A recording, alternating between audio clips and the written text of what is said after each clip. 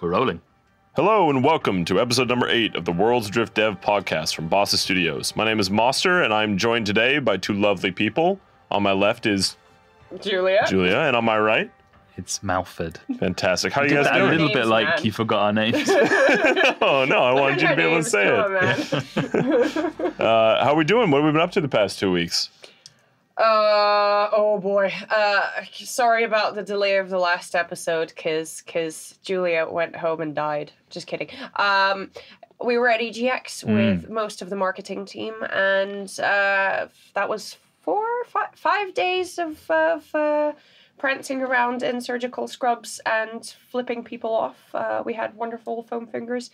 There are videos of me dancing with a foam middle finger, and yeah, I also crashed a stage, a live stream of Eurogamer. Great. Cool. I know, I'm very proud of myself. That's one way to promote the game. So if you guys want to catch a peek of that, you can go on Eurogamer's channel and find that. Literally, Twitter Surgeon Sim stream, and then at some point You can briefly see Julia hidden behind a mask. That was for the Switch version of Surgeon Simulator, right? Yes, it was. And then I paid dearly for it by getting very ill and all of last week, which is why we didn't record the podcast. I was mostly off. Malford was off. And then I didn't want to sit with you guys in one tiny room for half an hour, because then you would definitely get my germs. Right, I would have died.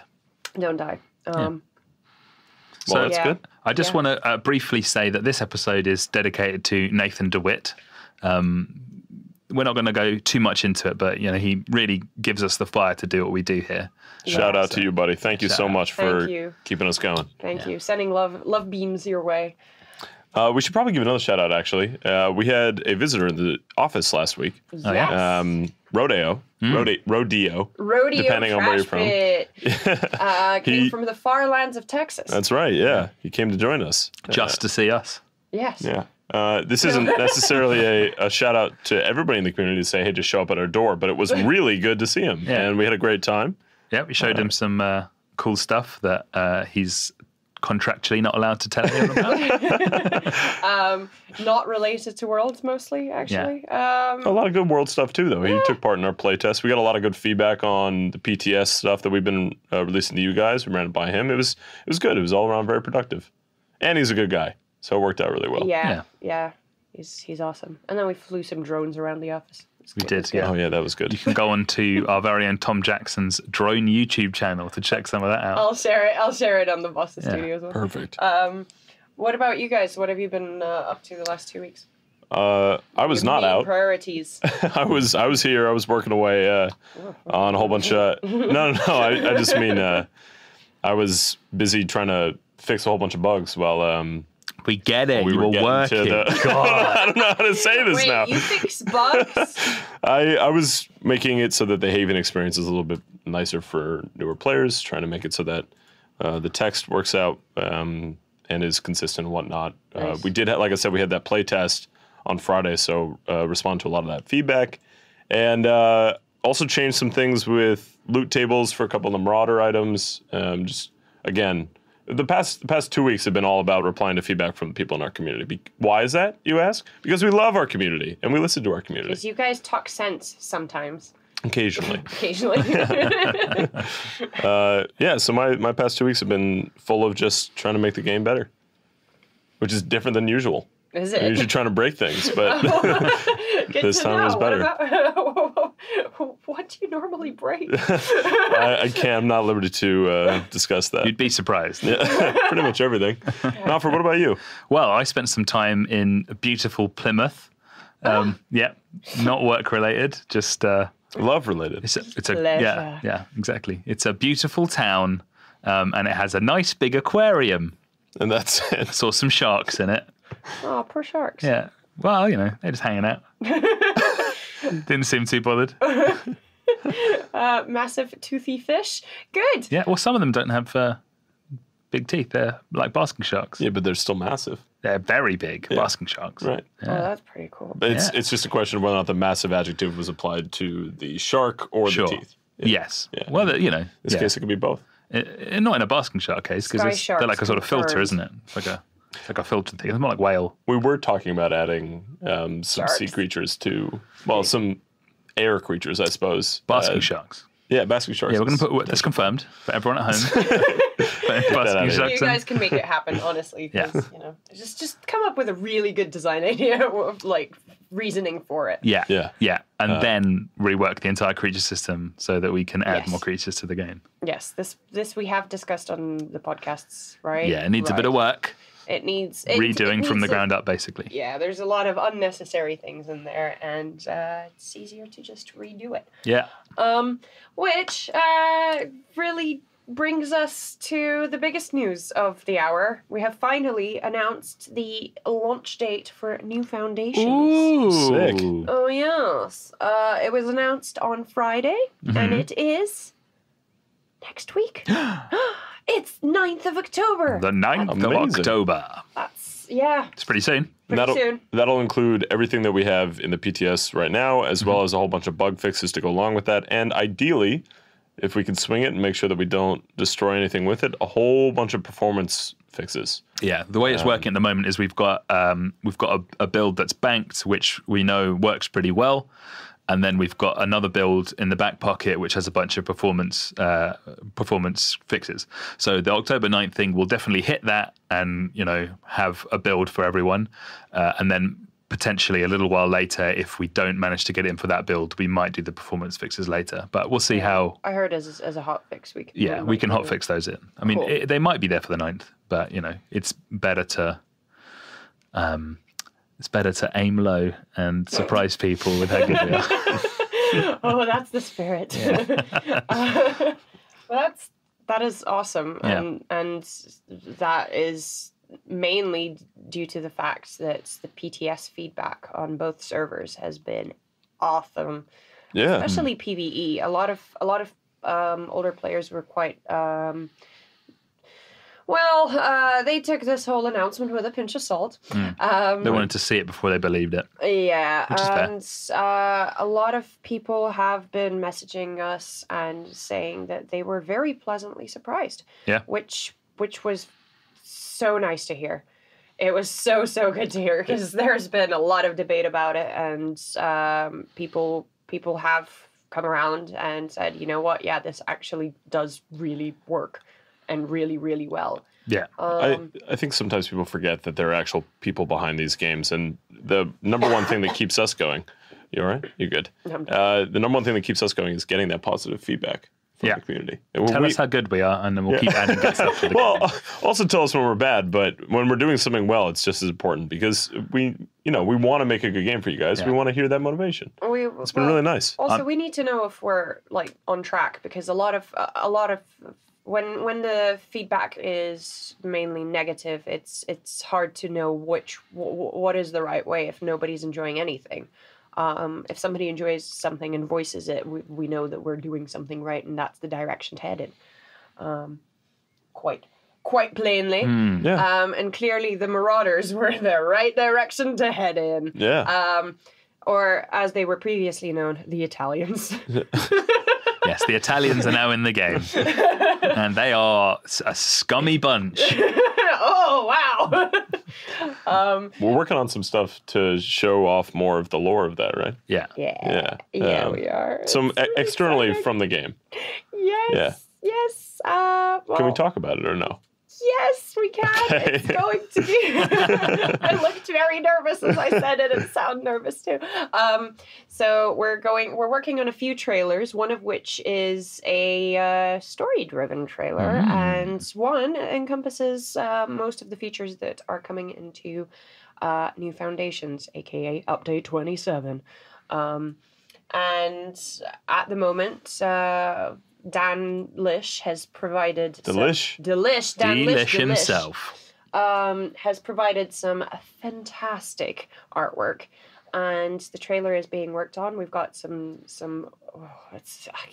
I don't want to give too much away, because it's just going to be so good.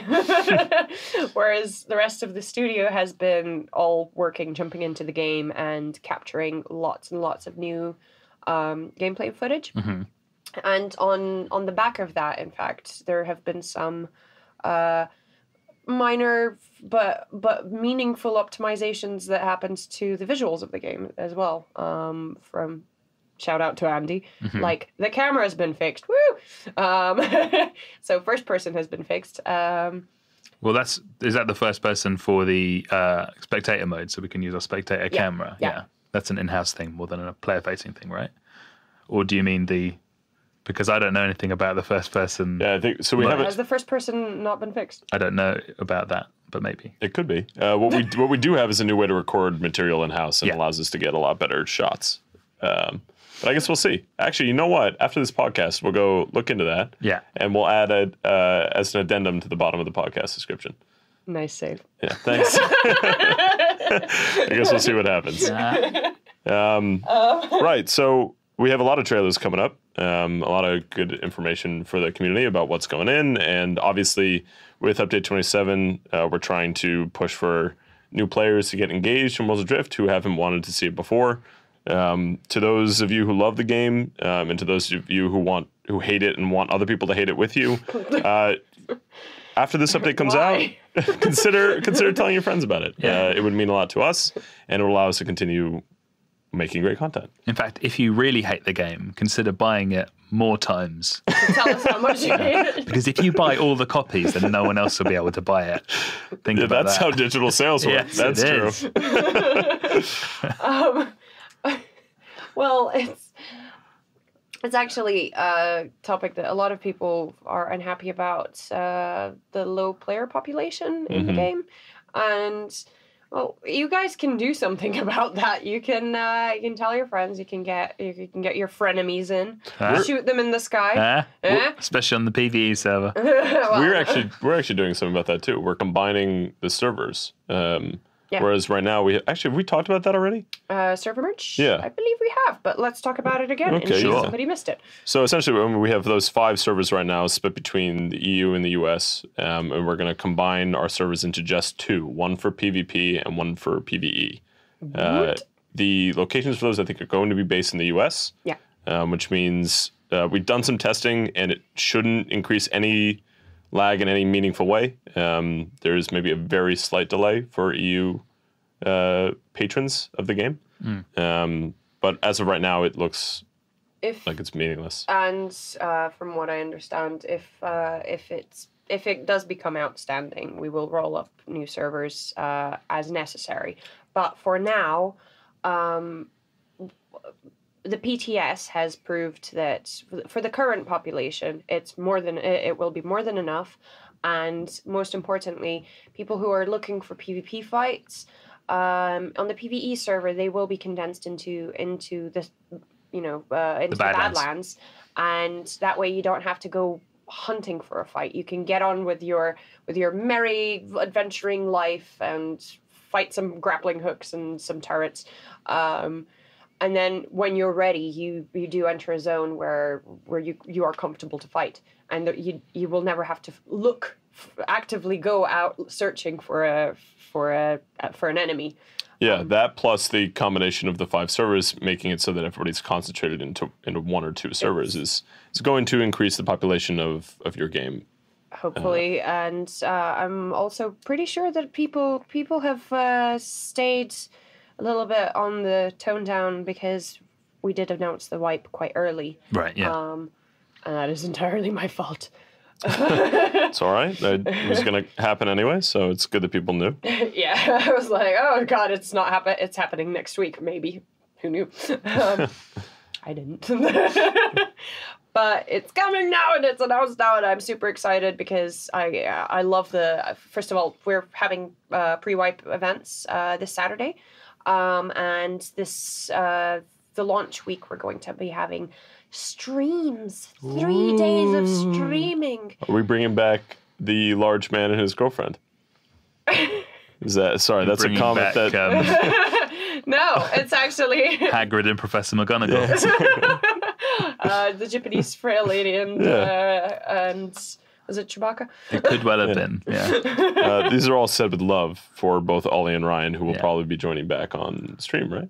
No. At least for a little bit. No? No? Maybe I think they'll in and probably out. make cameos, yeah. Yeah, cameos like walking in the background, but it's mainly with us, you guys. We've done a lot of false announcements on this podcast so far. Sorry about that. Well, they'll be in the office, and I think that but I think that we're going to be doing the streams.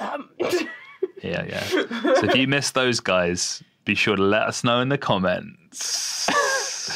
Please don't. Speaking of comments, it looks like we have a couple questions for the community. Which is Good great. segue. Yeah, thank Solid. you. Appreciate that. Yeah. Our first question is, when is patch 27 going to release to the main servers, which we have Already said, announced? yeah. 9th of October. Exactly. The next is a question on the engine overheat stat. Would an engine placed inside of a ship, surrounded or encased in panels, overheat quicker than an engine placed outside, exposed to the air? Not with the current iteration of overheat. Yeah. What we're thinking about doing actually is just making it so that engines cannot be placed in enclosed spaces, although that will not come in for 27, 28. It might be something we can do for 29. Yeah, there's a few things that we're going to do long term, which will sort of affect the meta of engine placement. So we're going to sort of do those a bit at a time and see what happens. Kill box meta. Overheat's not going to be the solution to that particular problem, but No. we are thinking about it.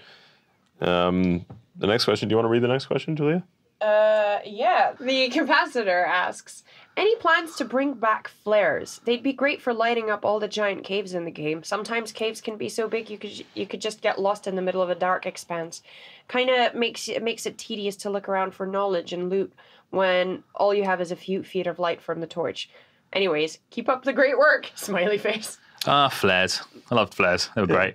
We actually are thinking about bringing them back. Yeah. And having them dyeable as well with pigments. That'd be really cool. Yeah. What could they mean? What could the color codes mean? Oh, that's up to the community, isn't it? You decide, folks at home. You decide. Yeah, no, I think we're looking into that at some point because basically we took them out at a certain point because we changed the way that sort of shooting stuff worked and this, that, and the other. There was a few reasons for that, but and now because they've been out of the game for a while, they are broken. So there's a bit of work that needs doing to fix them up. But they're reasonably simple, I think, system-wise. So even if we have to start from the ground up. It's certainly pretty possible. So hopefully we will be able to do that soonish. Yeah. TM. Yeah. Next question, please. Yeah, our next question is, you mentioned a couple podcasts ago that you were currently renting servers from Amazon to host the game. Have you considered that you may need a unique server for such a unique game? I cannot stop thinking about CCP and EVE Online and drawing similarities. It is something we have thought about. Yeah. However, currently, financially, it doesn't make sense for us. As the game grows, it's something that we'd like to do. If we got to the point where we were, really making a lot of money, and it got to the point where we sort of outgrew the servers that we had, then we'd start being able to, think about our own server placement and that kind of stuff. But yeah, at the moment, Amazon's infrastructure is so much more advanced than anything we could put together. So it doesn't really make sense for us financially to start building servers with the sort of player base that we have. Can you imagine if we had like the size of EVE's player base? I can imagine that. Yeah, That would be insane. that would be it'd be better if we had some way of monetizing people. Because on galactic proportions. well, you see, they're the subscription model, right? Aren't they? So everyone who plays EVE gives them a bit of money every month, right? They only released that quite recently. What was it before? It was Flat fee? Because I thought they Yeah, had there's a there was flat like fee and then you could in-game microtransactions? I thought there was like a microtransactions. specific currency that they had, which was related, which you could somehow earn in game or use to Yes. buy things, Yes, and that was something to do with renting space or something in the game or something. yeah, and then I think there was a flat fee to buy into the game, Yeah. buy an account, and then you would, I think it was microtransactions or buying in-game cash, and then recently they changed to a subscription fee. Right. Okay. Yeah. Because the thing that basically happens when if you have a game that's a flat free up front and uses up a lot of server space, then what happens is someone gives you the money up front, which is great, and then you can use that, and then eventually you get to the point where not that many people are buying it as compared to what used to be, and you've still got everyone else who bought the game still in the game, so they're all using up space and costing money. So you sort of have to figure out a way of making a bit of money as time goes along. So we'll need to at some point figure out how we can make some money from existing players as well. Yeah, start printing it. Well, I think we've talked about cosmetics and stuff like that before. So hopefully we can start figuring that out at some point in the near future before we all die of old age. And before anyone panics, We would like to clarify that these are the kind of things that would not never be affected by wipes or would only be introduced after wipes. Yeah.